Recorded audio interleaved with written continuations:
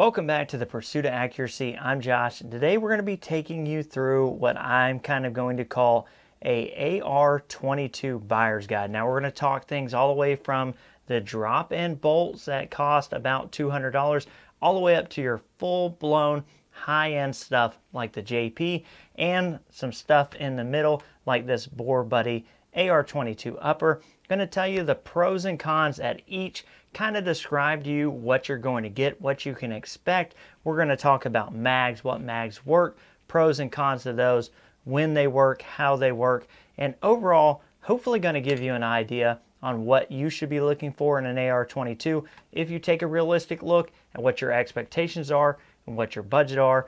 And hopefully this will help clarify some of this for you guys who may be in the market for some cheap training alternatives to 223.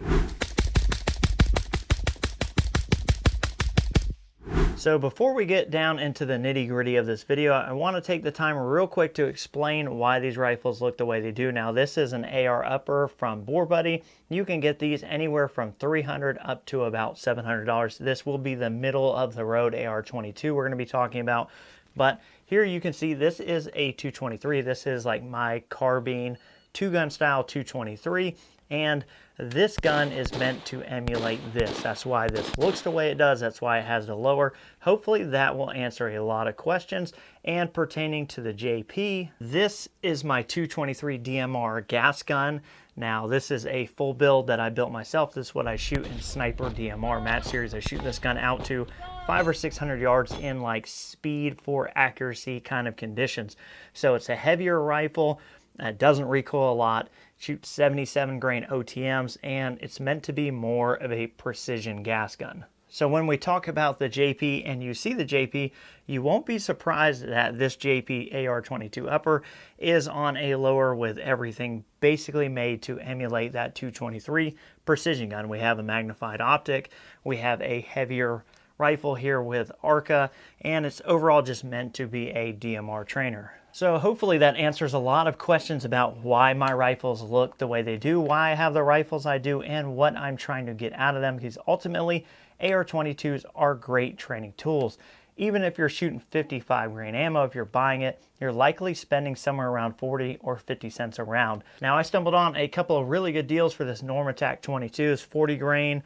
It's kind of a dual ammo. No, it's not going to be the most accurate, but is far cry better than box ammo. And I'm shooting this at like 6 cents a round. So I bought 5,000 of these for like $300. So 6 cents a round training versus 40 to 50 cents a round training, especially when you're talking about the 77 OTMs, where they're going to be even a little bit more in the 223.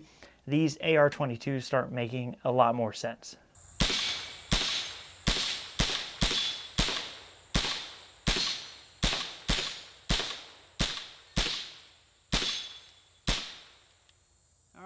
So to get in the meat and potato of this, we are going to go from budget to high end, back to middle ground, and we're going to talk about this Borebuddy. Now the budget option is something that I've used before, probably what you guys are most familiar with, and nothing that I have here today, because the cons for me far outweigh the pros, and those are your drop-in barrel kits. You know, CMMG, there's a ton of them out there, right? You get a bolt, you get a mag, it's like $200. The inherent problem with those is if you're looking for any kind of practical accuracy, you're probably not going to find it. And well, that's because on the front of those bolts, you'll see something that looks like a 223 brass. And basically your 22 round sits at the back of this. And this is like a smooth bore or a non-rifled section of barrel before it hits the rifling of your 223 barrel. But you have all this free bore here, and after it travels all that way, well then it's finally going to hit some rifling and engage. The problem with that is when we talk about precision 22s, which is something I deal with a lot, we tend to engrave the bullets on the close of the chamber. So what that means is when we chamber this bullet, the soft lead projectile is already in the rifling. That usually is the best accuracy. So a little off there, not a big deal, but when you're talking about the length of a 223 case, that's a lot of jump. You know, these centerfire bullets, we jump them anywhere from nothing to 50 thousandths, and these are jacketed bullets. They're a way harder bullet than this little soft lead projectile. This thing can get deformed very easily. I say that to say that typically what I found in those kits is they tend to work pretty okay, and it is a very cheap alternative. So the pro is they're going to cost you about 200 bucks. The con is they're not going to be crazy accurate, but that may fit your training requirements. Maybe you're just practicing drills shooting 5 to 7 yards. Maybe you're just blasting stuff and you don't really care about group size. You just want to be able to throw $200 in your current AR and go shoot it. Now, my problem with that is I've taken and spent a lot of money and time on that rifle. And I have an adjustable gas block and all this thing.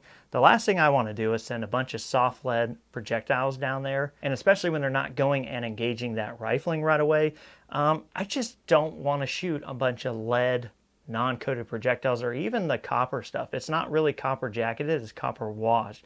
I don't want to throw all that down my 223 barrels. Now, they certainly do have a value and an intended use case, and I think it's going to work for a couple of people. And at a couple $100, you can't really complain a whole lot. And as promised, jumping into the high end, this is the JP AR22 upper.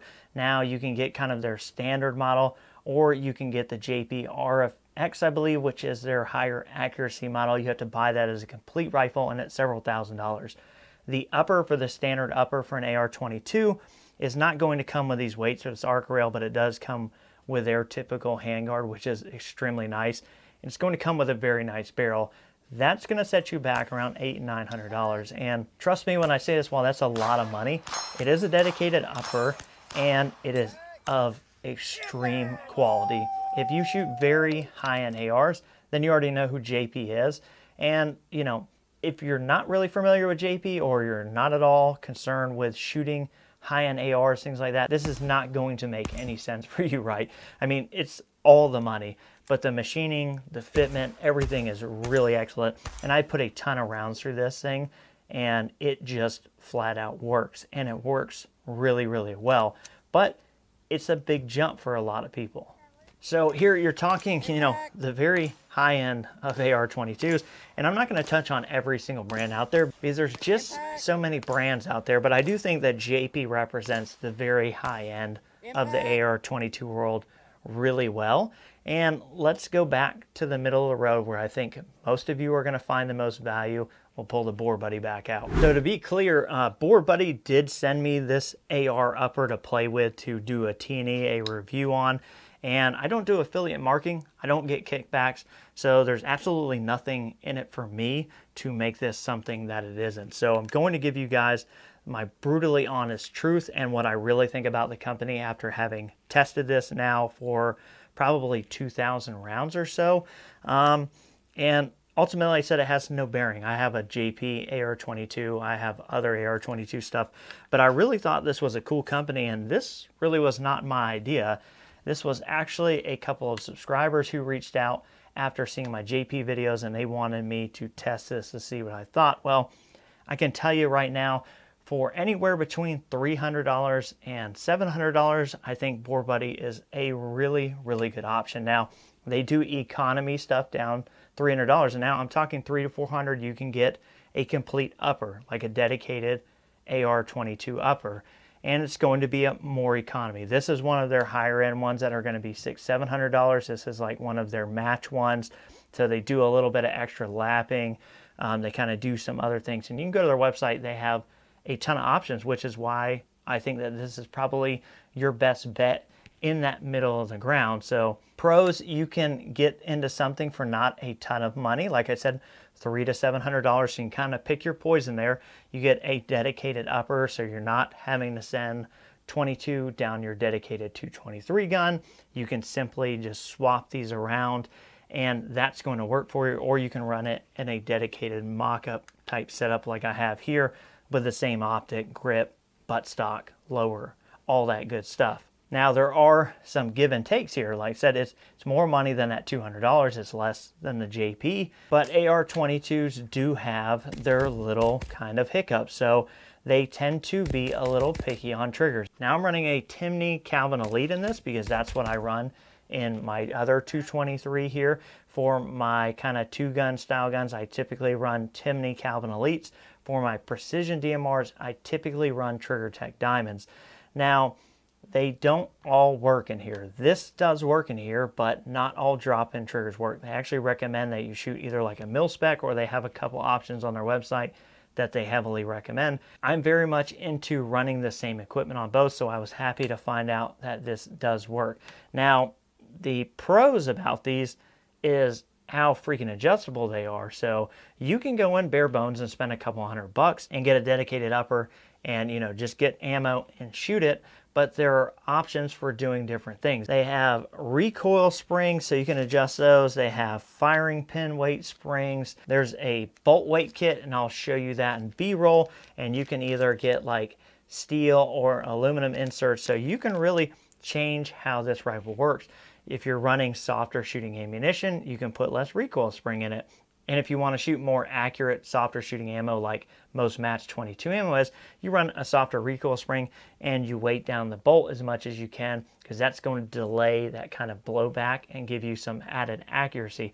And they've got this combo set up to where you can go anywhere from, you know, maybe you're trying to set up a full AR22, or maybe you're shooting 50 or 60 grain projectiles out of it to shoot falling steel or whatever you want to do. But the versatility of the Borebuddy system is really what I like most about it. And this thing has ran like a champ. We've had it out to the range several times. So in the future, you're probably going to see another video just on this. We'll probably shoot some ammunition for accuracy. We did make some KYL run thing, because one of the things they talk about here in this price point, you're getting practical accuracy.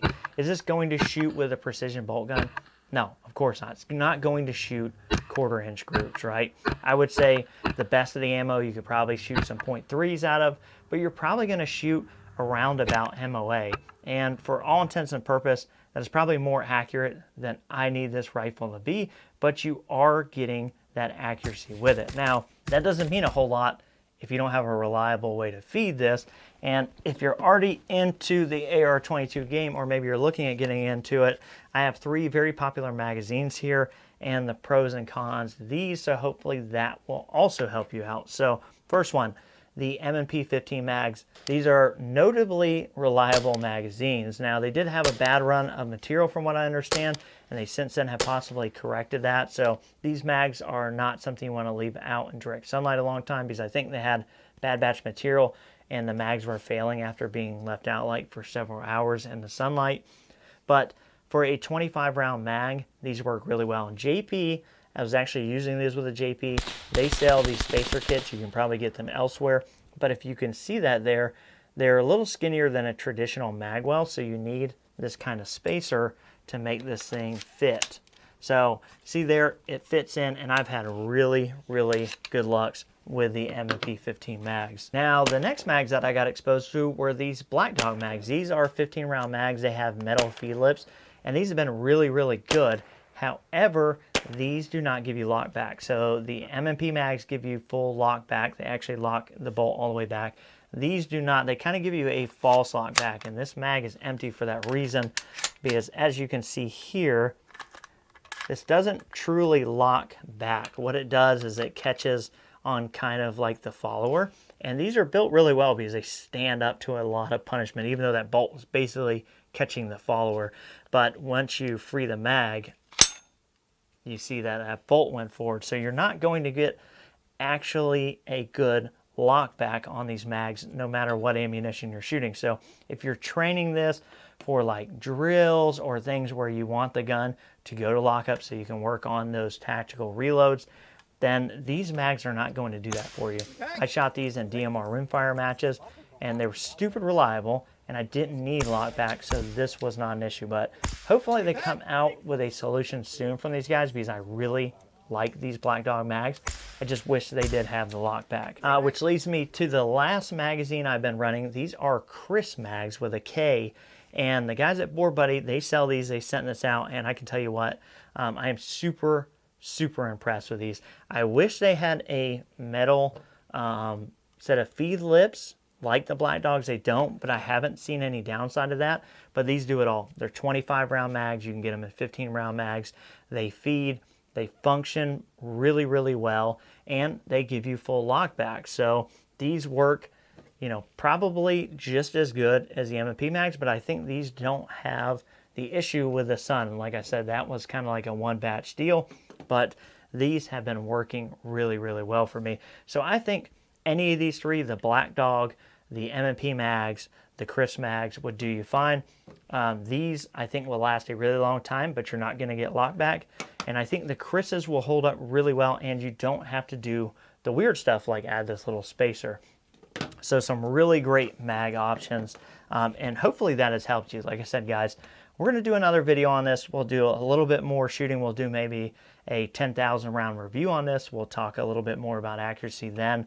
But I wanted to just get this video out there because I've only been in the AR22 game for like, I don't know, maybe 6 or 8 months now. I had drop and bolt experience previous to this, and those kind of turned me away from it, to be honest. But you know, after having the JP and now having the Borebuddy, these have been insanely useful tools for me. I'm training so much cheaper with these, and it's really helped me because everything's exactly the same, and you're able to do that. So, and even if you don't want to run a dedicated setup like this, you could just as easily swap your uppers. Now, one more thing to note about that, with an AR22, they do have a proprietary bolt catch. So that is not going to work. Now, everything still works if you put it on your standard AR22 lower. You're just not going to get that bolt catch operation. So to get that, you need to be running theirs, which is why I'm running a dedicated lower also, because I want this to work exactly like my 223, just without the added expense of the ammunition. So again, guys, I hope this has answered some questions. There's a lot of information out there. I didn't want to make this video crazy long about the Borebuddy. Check out their website. Again, there's no kickback in it for me. They sent this in for a review, but you know, I don't do affiliates, I don't do kickbacks, I don't do paid reviews. I just found this to be a really great option that I wasn't aware of until subscribers came and told me to check it out, and I'm really happy that I did. So give their website a look. They also have YouTube videos explaining a lot of this, because you can get really into the weeds with the unlimited amounts of possibilities here. But I appreciate you guys watching. We'll catch you on the next one.